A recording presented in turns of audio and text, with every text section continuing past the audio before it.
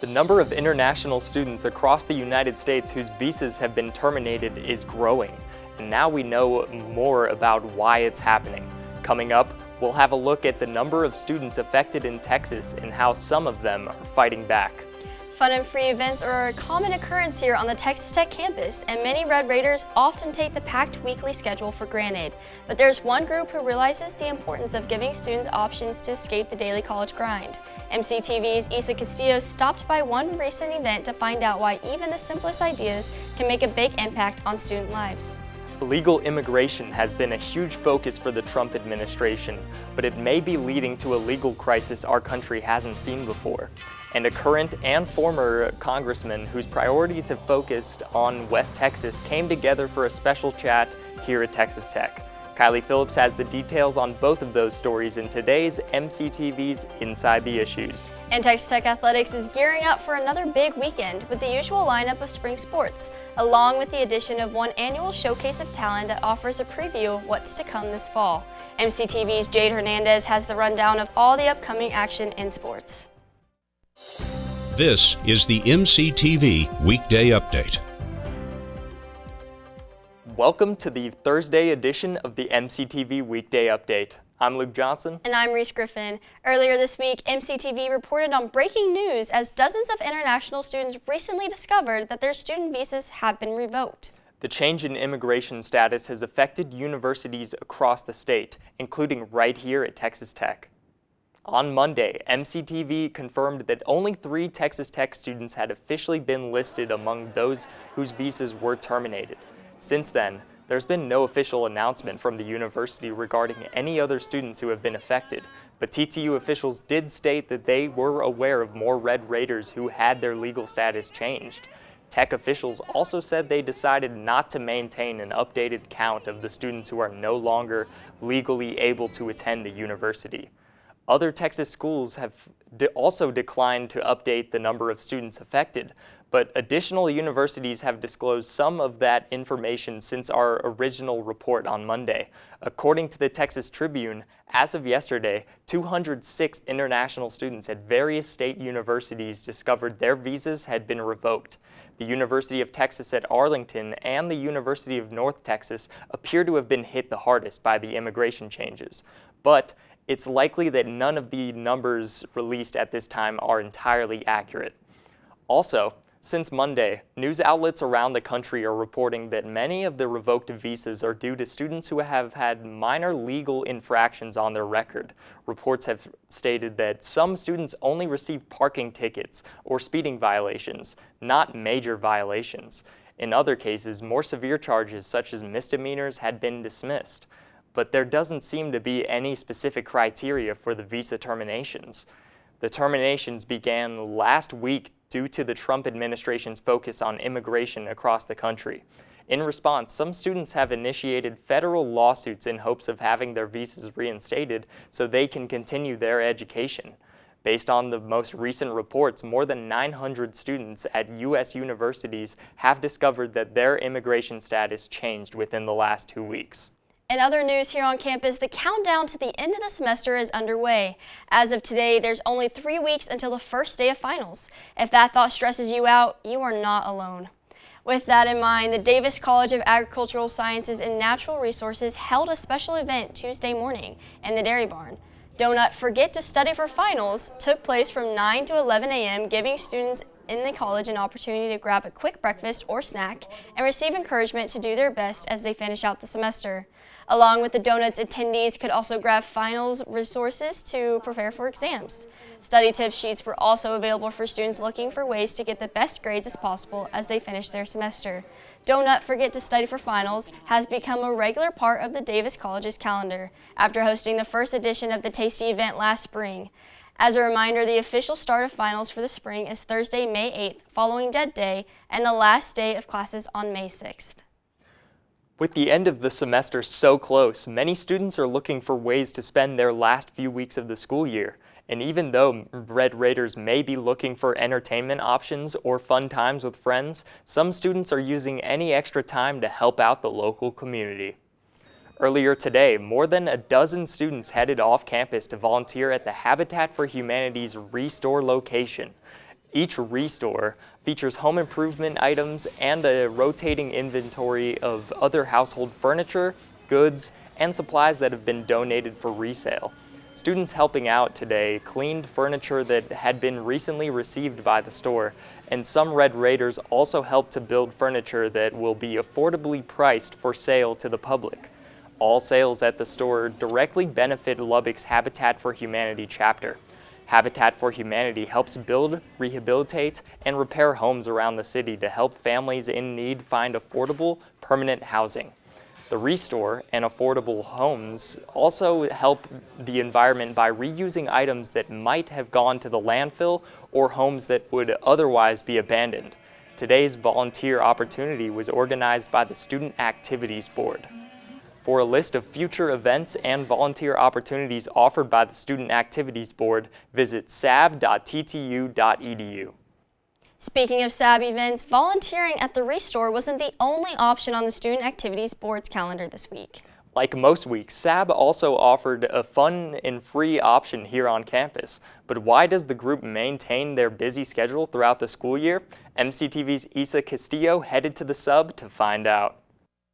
It's cool that Tech always has different activities going on for the board student, or just like someone who wants to get out, or just to try a new thing. It's fun. When you're walking through the sub, you might be wondering what some of the pop-up events are for. They're for Tech students, like Lindy Jo Stamps, who want the opportunity to meet new people and participate in a fun activity.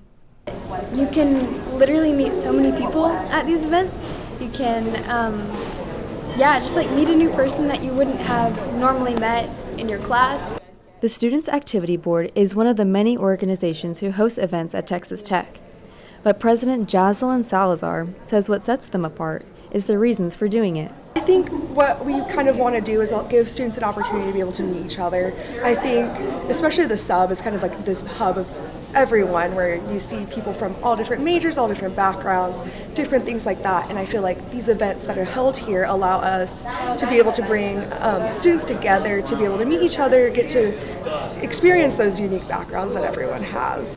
This past Wednesday, SAB hosted a stationery and sweets event in the sub courtyard that allowed students to make their own pen and postcards to send to loved ones for the upcoming Easter holiday. The Student Activity Board says events like this are meant to cater to the different students on campus, as well as the growing needs of Tech as a whole. But for Stamps, these events make Tech feel like more than just a college campus. The thing that I enjoy is that, honestly, I can just walk through and there's activities literally anywhere to participate. Like, it's not like I'm just walking through an empty building. I like that there's a lot of people and just a variety of things for a variety of interests. Now, if you're at the sub today, make sure to stop by and get one of SAB's event calendars. It'll show all of the rest of the spring semester events that they're going to be having, and it'll keep you updated in case you weren't able to make it out today. For MCTV, I'm Isa Castillo. As we mentioned earlier in the newscast, the Trump administration is facing new lawsuits from international students hoping to stay in the United States. But those lawsuits are only the tip of the iceberg of what the administration is facing right now. And a current and former congressman who have both played an important role here on the South Plains came together for a special conversation here on campus. MCTV's Kiley Phillips has the details on those stories in today's edition of MCTV's Inside the Issues. Kiley? Thanks, Reese and Luke. A major legal showdown is unfolding in Washington, where a federal judge says the Trump administration may have committed criminal contempt of court. U.S. District Judge James Boasberg issued a ruling Wednesday saying there's probable cause to hold the Trump administration in contempt for ignoring his court order last month. That order told officials to stop deportation flights and even return planes already in the air, but the administration went forward with the removals anyway. The deportees were flown to a high-security prison in El Salvador under the administration's use of the 1798 Alien Enemies Act. Judge Boasberg says the administration deliberately rushed deportation to avoid legal challenges and then willfully ignored his directive. He warned he could hold hearings and even refer officials for prosecution if the situation isn't resolved. If the Department of Justice refuses to prosecute, Boasberg says he'll appoint another attorney to handle the case. The White House is pushing back. Communications Director Stephen Chung posted on X saying the president is 100% committed to protecting Americans from criminal illegal migrants. The administration also says it plans to appeal. This case is just one of several high-stakes legal battles putting the president and his allies at odds with federal courts.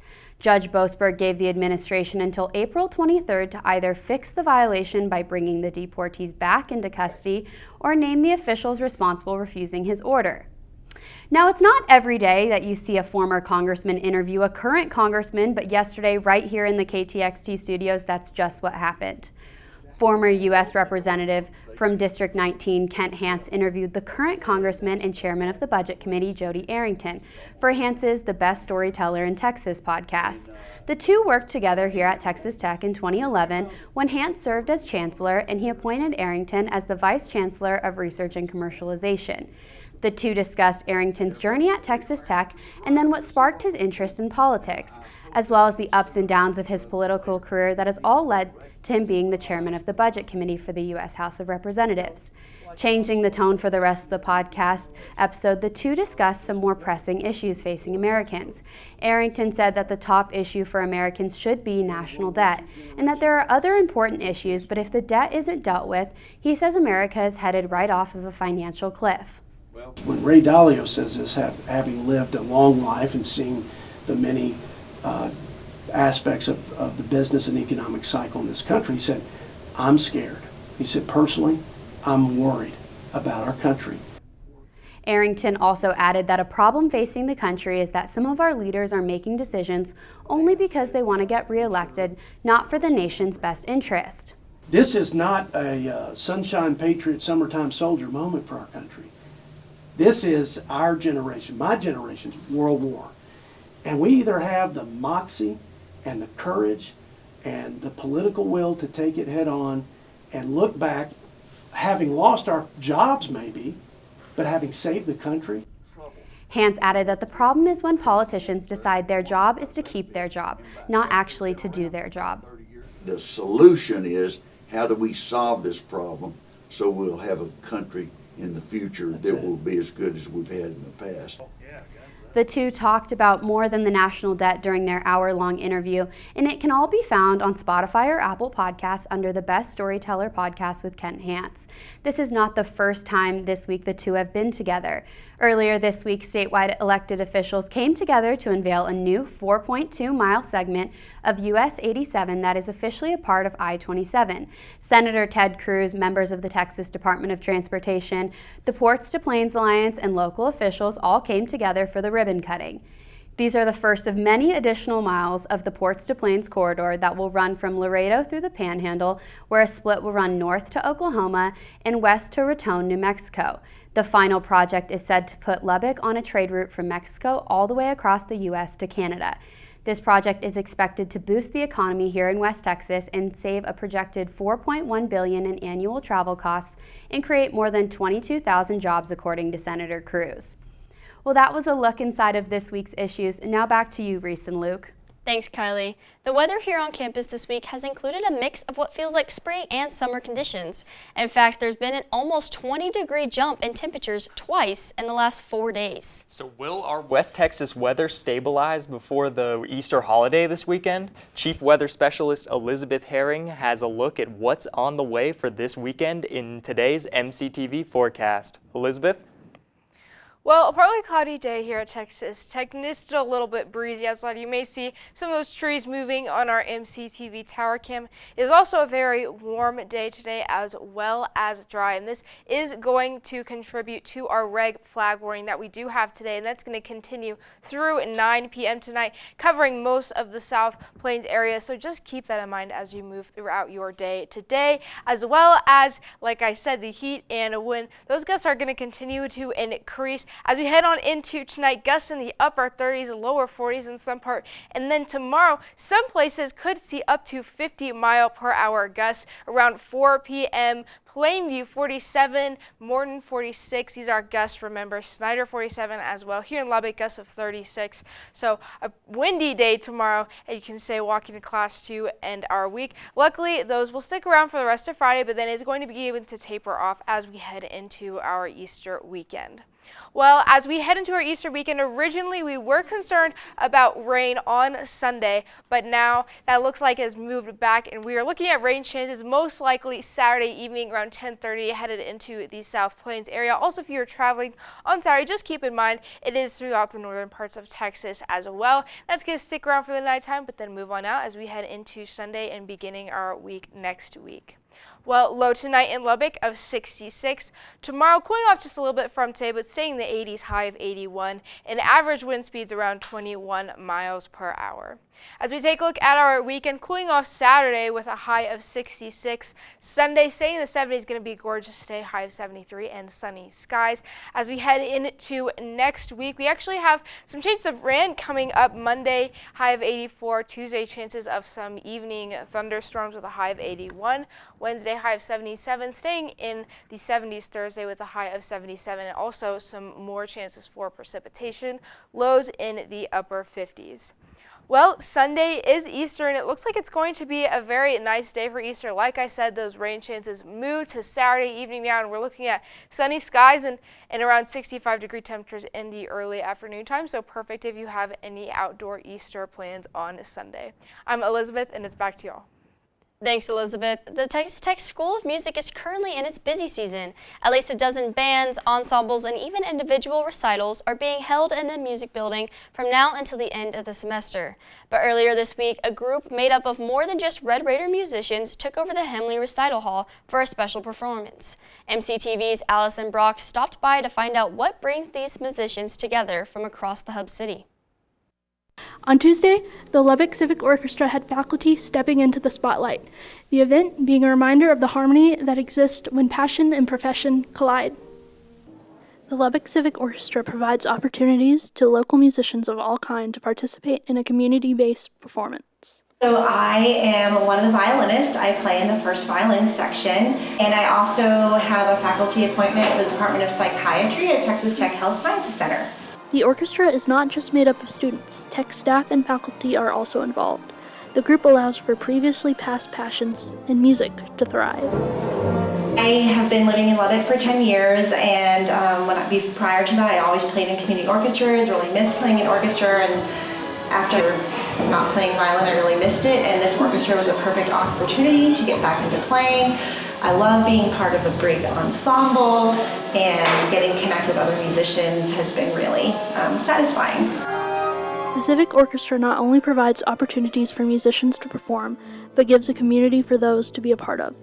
The experience of working through pieces and making them sound better from the first rehearsal to the last rehearsal. I enjoy the camaraderie of the people I play with. It's a great social outlet. It's really fun, and it's really motivating to be part of a group. It's a great group. Hope people come out to listen. For MCTV, I'm Allison Brock.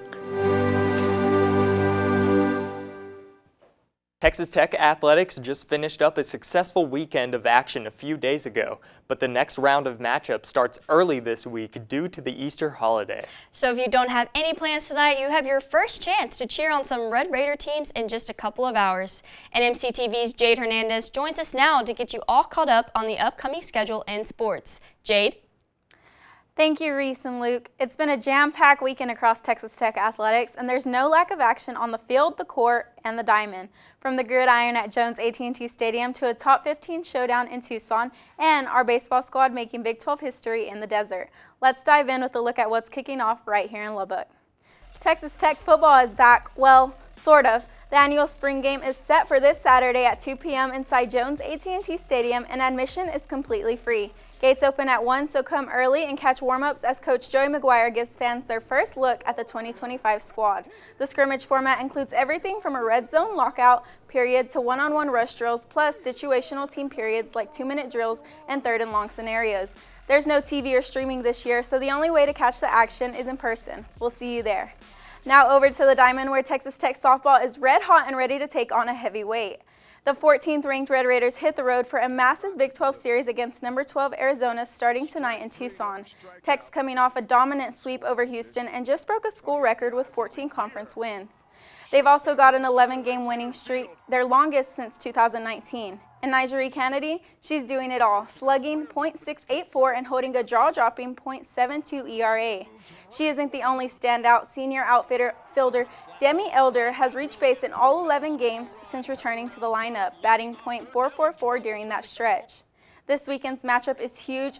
It's a top 2 showdown in the Big 12, and Tech will try to snap a 10-game skid against Arizona dating all the way back to 1998, when Tech pulled off its lone win over the Wildcats. From Tucson to Temp, we shift to Texas Tech baseball, who's fresh off a gritty series over Baylor, and headed west to face Arizona State in their first Big 12 showdown as conference foes. Game 1 is tonight at 8:30 Central. After taking 2 of 3 from Baylor, the Red Raiders are chasing a big road series win. Keep an eye on reliever Jack Siebert. He's tied for the Big 12 lead in conference wins and boasts a 1.4 ERA in league play. Offensively, newcomer Antonelli Salvatierri is heating up, batting .462 over the last 10 games with 9 runs and 7 RBIs. The Odessa College transfer is making the most of his opportunity at DH and second base. And we wrap on the courts in Waco, where the 15th ranked Lady Raiders tennis team is the top seed in this year's Big 12 championship tournament. After clinching the regular season title last weekend, the squad gets a double bye and will open play Friday morning. Texas Tech is led by Yekaterina Dimitrichenko, number 96 nationally and 17-1 in dual singles play. Alongside her is Haley Murphy and Jermaine Sheriff, both adding double-digit wins to the team's impressive resume. Tech will face either Kansas or TCU, 2 familiar foes with the spot in the semis on the line. From football to softball, baseball, and tennis, it's a full weekend for the Red Raiders. Make sure to follow along and support Texas Tech all across the board. I'm Jade Hernandez. Back to you guys. Thanks, Jade. So, Luke, are you doing anything special for the Easter holiday this weekend? I actually am. Tomorrow I'm flying out to Cleveland to go see my family and see the Game 1 of the NBA playoffs. My Cavs are the #1 seed. How about you? Yes, I'm going to go drive down to Fredericksburg, where I'm from, and go see my family, so I'm excited. Oh, that's awesome. That's all for today's edition of the MCTV Weekday Update. Thank you so much for joining us, and be sure to check ttuhub.net every day for more news. We'll see you next week.